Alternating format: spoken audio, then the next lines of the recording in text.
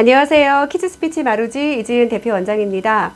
자, 우리 책 읽어주세요. 첫 번째 시간이에요. 첫 번째 제가 지난 시간에 예고해 드렸던 바와 같이 심혈을 기울여서 뽑은 두 권의 도서 준비했습니다. 우리 아이들과 함께 읽어도 너무너무 좋고요. 아이들이 읽기 전에 엄마 아빠가 먼저 후루룩 한번 읽어보시고 어떤 생각을 하면 좋을까? 우리 아이한테 어떤 제안을 해서 생각에 어떤 틀을 크게 만들어줄 수 있을까에 대해서 미리 경험해 보시는 거 진짜 추천드립니다.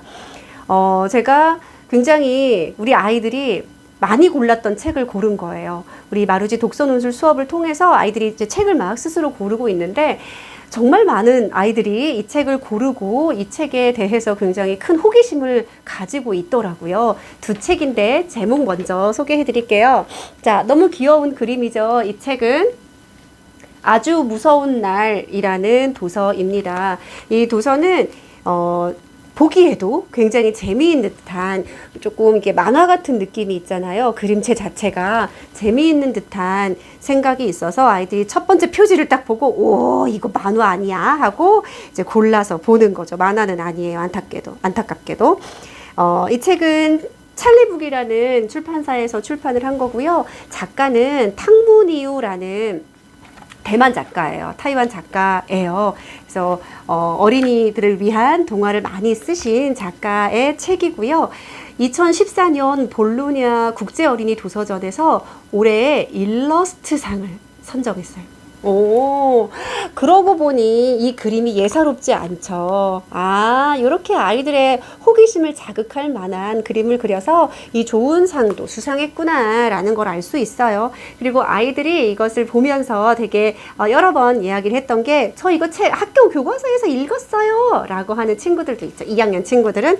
왜냐하면 초등학교 개정 교과서 국어 2학년 1학기에 수록이 되어 있거든요. 그래서 이 책을 굉장히 친숙하게 느끼는 친구들도 있죠.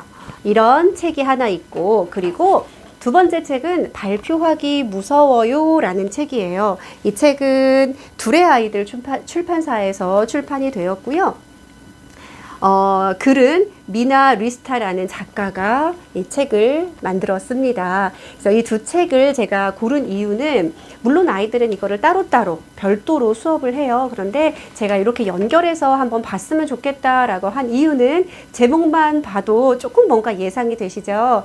아주 무서운 날은 뭐 지구가 공격받고 이 아이가 막 위험하고 그런 날이 아니에요. 이 아이에게 가장 무서운 날은 바로 발표하는 날이에요. 으아, 왜 발표가 무서워? 그런 날입니다. 그래서 이 아주 무서운 날은 발표 이야기가 들어있고, 그리고 이 두 번째 책, 또 역시 제목에서 바로 보이죠. 발표하기 무서워요. 이 친구도 역시 주인공도 발표를 굉장히 무서워하고 싫어하는 친구예요. 먼저 이 아주 무서운 날, 이 책 먼저 소개를 해드리면 선생님이 발표를 시킨 거예요. 이 아이한테. 이 아이는 주인공은 링링이거든요. 이름이 너무 귀엽죠? 링링이라는 아이한테 발표를 시킨 거예요. 그런데 링링은 너무너무 힘든 거예요. 발표하기가 싫은 거예요. 그래서 어떻게 하면서 이런 여러 가지 위험 속에서 아니야, 그런 위험들은 나에게 중요하지 않아. 왜냐하면 난 내일 발표해야 해.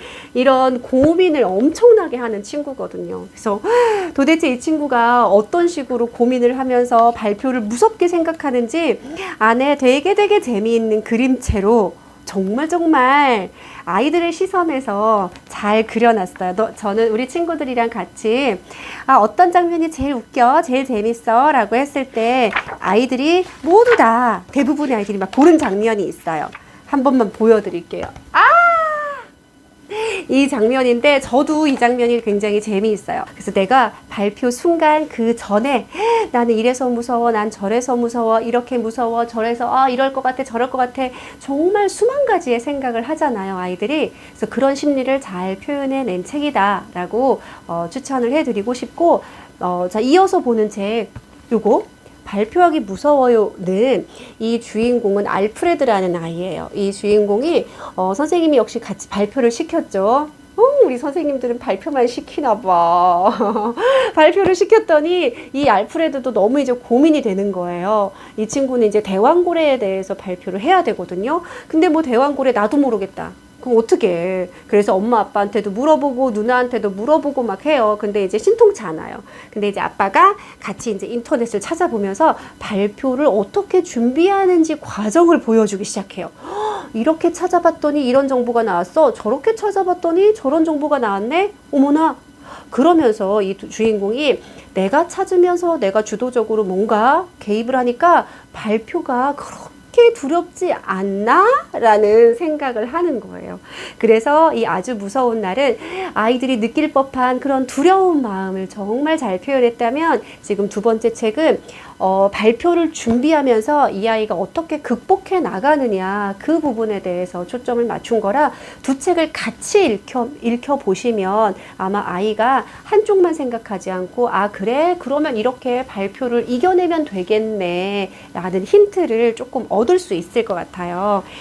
그래서 저희가 이제 이 두 가지를 읽고 우리 친구들하고 후작업, 이제 도서 후작업, 독후 활동을 하는 게 있어요. 당연히 이제 여러 가지 사실 파악을 위한 문제도 풀어보고 마인드맵도 하고 하브루타 형식으로 아이들과 이야기도 나누는데요. 그 중에서 조금 재미있는 주제 하나만 소개해 드릴게요.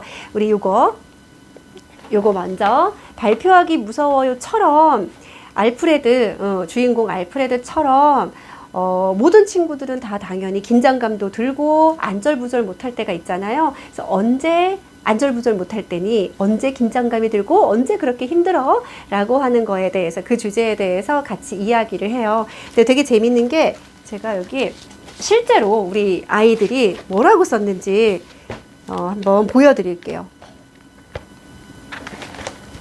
발표하기 무서워요에 자, 이거를 좀 빼서 같이 보여드리면 이제 이름은 가리고 이름은 이렇게 가리고 이렇게 아이가 쓴 거예요. 저는 알프레드의 생각처럼 친구들 앞에서 발표하는 것이 긴장돼요. 솔직하게 했네요. 친구들이 나를 다 쳐다보고 있고 발표를 더 잘하고 싶은데 발표를 잘 못할 것 같아서 긴장이 돼요. 그렇죠. 그래도 발표를 다 하고 나면 그 다음에 잘했다는 생각도 들지만 후회도 해요. 왜 그럴까요? 이제 작은 따옴표로 이렇게 있어요. 아이고 이름 가리고 작은 따옴표로 큰 목소리로 발표할 걸, 더 길게 말할 걸 등의 다양한 후회를 하게 되어요. 그래서 발표하기 전에는 항상 긴장되는 것 같아요. 이렇게 우리 이 친구는 지금 2학년 친구예요. 근데 2학년 친구가 이렇게 논리적으로 잘 쓸 수 있다니 대단하죠. 그리고 이제 두 번째 아주 무서운 날 역시 아이들이 생각할 거리들을 저희가 주어주잖아요. 역시 여기도 여러분도 발표가 무서웠던 경험이 있나요? 그때가 언제이고 그 느낌이 어땠는지 적어보세요 라고 했어요. 역시 이렇게 이 아이가 이렇게 썼어요. 제가 발표가 무서웠던 적은 딱히 없지만 그새 자신감 생긴 거야? 뭐야? 제일 긴장됐던 순간은 1학년 때 학교에 부모님이 오셔서 내가 수업하는 모습을 보는 것과 학교에서 나의 꿈에 대해 발표를 했던 그 장면입니다. 우리 참관 수업 하잖아요. 그때 이제 엄마가 오셨을 때 긴장이 됐던 거죠. 그때는 정말 되게 긴장되었지만, 그때도 스피치를 다니고 있어서 부모님이 잘한다고 칭찬해 주셨습니다. 짝짝짝, 랄랄랄라, 짝짝짝. 훌륭해요. 스피치의 효과죠. 저는 그 일 이후로 시작하기 전에 결과를 알 수 없다. 즉 하지도 않고 못한다고 하는 것은 안 된다라는 것을 알았습니다. 대단하네요. 훌륭합니다.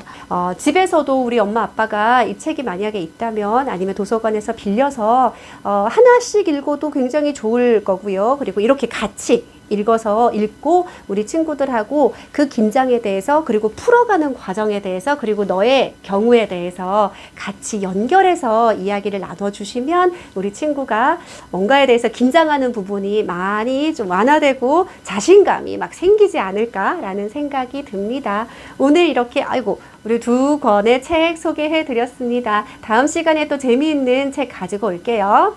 책 많이 읽으세요.